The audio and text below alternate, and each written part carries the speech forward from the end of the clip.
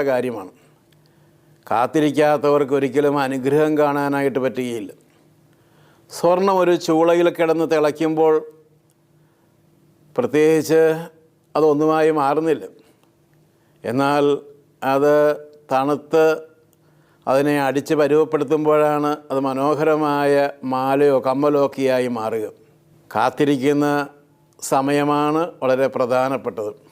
ഒരു രോഗാവസ്ഥയാകാം, അല്ലെങ്കിൽ ഏതെങ്കിലും കാര്യത്തിന് വേണ്ടി തയ്യാറാകുന്നതാകാം. പ്രത്യാശയുള്ള ആളുകൾ ശാന്തമായി കാത്തിരിക്കും.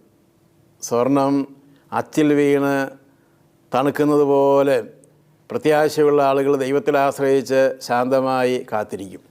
ചിത്രശലഭം ആയി മാറുന്നത് പുഴുക്കളായി എഴഞ്ഞു നടന്ന ജീവികളാണ്.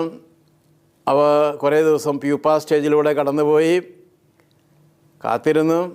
ക്രമേണ വളരെ